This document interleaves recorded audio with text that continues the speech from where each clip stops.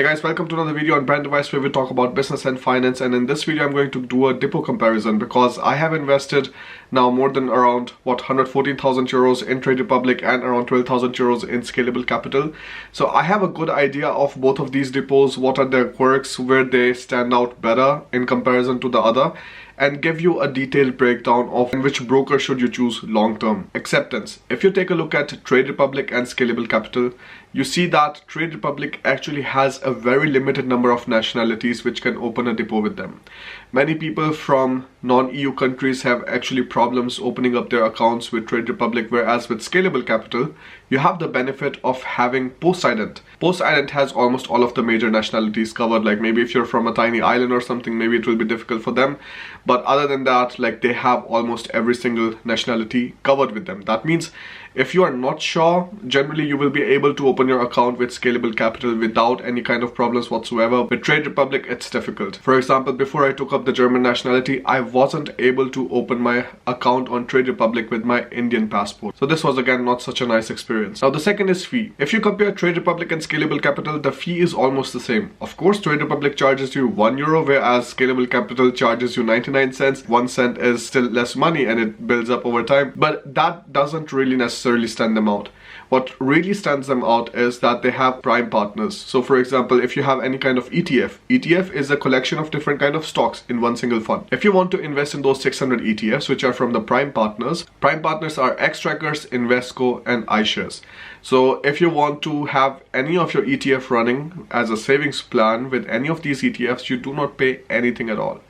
So this is very interesting, whereas on the other hand, for Trade Republic, you have free savings plan for unlimited number of stocks and ETFs, which is again very nice. But it is not so nice when you actually understand that Trade Republic is essentially only showing you ETFs from iShares, and the number of stocks they have is also limited in comparison to Scalable Capital. For example, this stock called EPR Properties, like I was trying to look at Trade Republic, I couldn't find it, whereas on Scalable I could find it easily.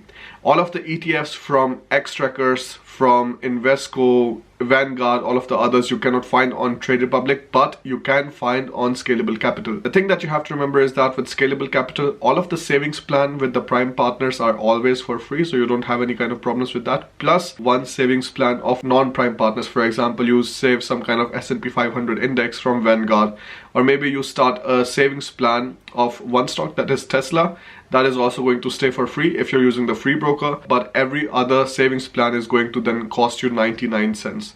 So this is one thing that you should definitely keep in mind. Third, user interface. I personally really love the user interface of Trade Republic. I think it's like very simple, it's very sleek. You also see the Steuerübersicht, so like how much money you have already given out in taxes and how much money you have remaining from your Freistellungsauftrag and everything. I personally find it a bit better, and also like you get more details about dividends and you get details about some of the news which is happening, which I personally see missing right now in Scalable Capital. But the one thing that I know is like they're constantly improving. Previously, like they used to have the minimum order volume of 500 euros, now it's 250 euros.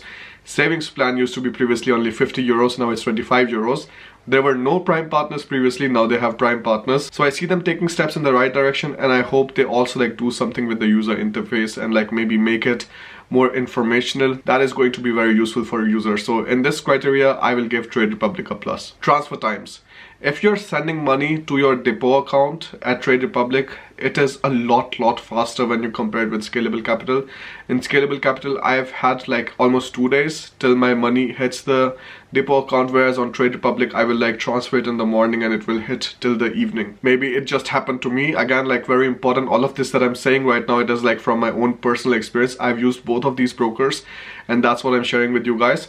So with Scalable Capital, you have to be more patient. So many times if you want to like buy something right away, it might not really work out with Scalable Capital. With Trade Republic, on the other hand, you have access to your funds a lot faster. That's why if you're using Scalable Capital, I would always suggest that whatever kind of like amount you have lying around in your Girokonto, in your current account, if you have some amount in mind that you want to invest in the near future, already transfer it to the Scalable Capital account. Fifth criteria is choice of stocks and ETFs, and like I said, with Scalable Capital you have a lot more choice compared to Trade Republic. So if you want to maybe trade some lesser known stocks, it is very probable that you would rather find them on Scalable Capital than Trade Republic. All of these other ETF providers, for example Vanguard, Xtrackers, Shares, Invesco, and iShares. All of these you will also like find on Scalable Capital. 6 is savings plan. I think in savings plan, of course, Trade Republic wins because they have unlimited amount of free savings plan that you can run on your stocks with as little as 10 euros, and also on your ETFs, which is very nice. And you also get more options. For example, on Scalable Capital, you only have the option of running the ETF once a month. So in the starting of the month, the first banking day, they say, whereas on Trade Republic, you have different options. You can either do it twice a month, you can do it monthly, or you can do it every 3 months, which is also like, very interesting. But there's one tiny thing that you have to remember. When you're running a savings plan on Trade Republic, you have to make sure that in your Trade Republic account, you have enough amount there already for the savings plan to run. Whereas what Scalable Capital does it already takes it directly from your main current account, which is, I personally find it a lot nicer, because I do not have to worry how much money I should then keep inside the Trade Republic account before like that particular day hits. So I don't have to worry about it.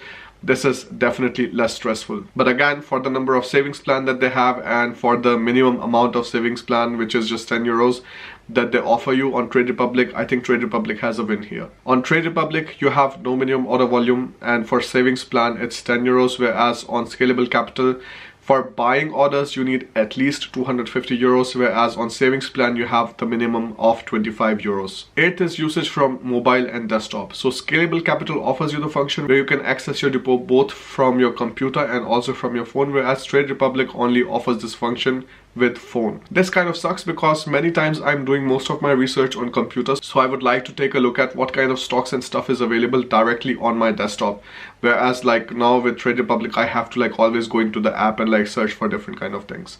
So there Scalable Capital has a clear win. 9th is trading or frequent transactions. So if you're taking the prime broker of Scalable Capital, then you just have to essentially pay 36 euros in a year, and you have no transaction costs whatsoever, no matter how many times you sell, how many times you buy. And if you're somebody who trades a lot or who are selling and buying stocks like frequently, then this would make sense for you, whereas Trade Republic has no such option. Every single time you make a purchase or you sell, you have to pay 1 euros, whereas if you're just paying a flat fee of 36 euros with Scalable Capital, you never have to pay any other cent again. Not for your ETFs. You can have as many ETFs running as savings plan as you want.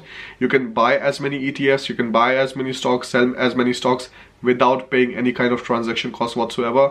And that's why Scalable Capital here has a clear win. 10th is expatriation. So for example, if you decide to move to some other country, let's say within Europe, then Trade Republic does not allow you to keep your depot with them, which really sucks. I think like this could have been a nice opportunity for them to expand, whereas Scalable Capital has a different thinking here. If you are moving in any of the countries which are in the SEPA zone other than Switzerland, you essentially can keep your Scalable account running. The only difference is going to be that Scalable Capital is not going to transfer your taxes on the profits that you make when you're selling a particular position directly to the Finanzamt.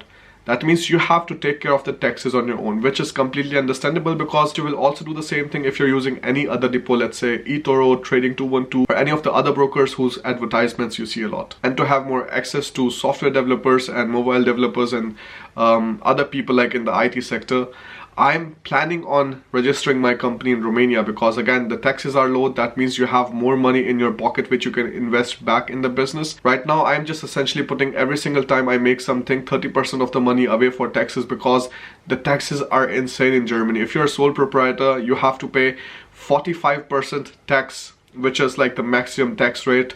Like once you start earning like 254,000 euros. Of course, there are different kind of brackets and stuff, but this is insane. I would rather like to have that money for my own, so that instead of depending on the government for my old age and stuff, I can make smarter decisions right now in a country which supports entrepreneurs. And I personally think that low taxes play a huge role. That's why, of course, most probably I'll be taking my business to Romania and like registering a company there, and have like lesser to do with the German bureaucratic stuff, because even though Germany is a great country for employees and like having good salaries and have a good standard of living and stuff, but I don't think it's the most business friendly country to actually grow your business. And of course, more detailed videos about this I will make in the future sometime, so that you can also understand if you're thinking about starting your business in Germany. Of course, in the starting it's fine, like as long as you're a Kleinunternehmer, like around what 25,000 euros in the first year and 50,000 euros in the next year or something like that. Till that it's fine, you don't have to pay VAT and stuff like that. But after that, I've had some horrible experiences. All of that I do not want to like keep in this video. So of course, if I move to Romania or Bulgaria or Estonia or whatsoever, I can still keep my scalable capital depot. Whereas on Trade Republic, I will have to give that up, which sucks. Now, I still have a very nice option, which I'm going to be using soon in the next weeks. That is, I will be able to do the Depotübertrag. So I will be able to take all of my positions from my Trade Republic depot and carry them over to Scalable Capital without any kind of cost whatsoever. And I will make a video about it too soon, so that if you're also thinking about switching to Scalable Capital, you can do too. For even doing the Depotübertrag is to actually open your account with Scalable Capital, which you can do with the link given in description. If you take a look at these 10 criteria, maybe like there are maybe 4 or 5 criteria which are more important to you. So maybe you come up with a different conclusion. But for me, taking a look now, I would definitely prefer Scalable Capital because it gives you more flexibility. You can move in different kind of countries. You do not have to be in Germany all the time to actually have access to all of your investments. Whereas with Trade Republic, that is not possible. So if you haven't opened your account yet with Scalable Capital, you can do it with the link given in description. And even if you want to have a second depot just to see how Scalable Capital is, you can still do it because it doesn't cost you any money whatsoever to have the depot up and running. There's no application fee, there is no monthly fee, there is no yearly fee, there is no fee whatsoever. Only when you're buying or you're selling something, just like in any other brokers. Comdirect, Consorsbank, TKB and all of the others I haven't included in this video because the fees that they charge are of course a lot higher, and the user face is just absolutely horrible. And of course that's my personal opinion, but this is also the reason I haven't like touched them. I haven't used them. I've seen the conditions. They are not something that I like, and that's why I was sticking to Trade Republic and Scalable Capital.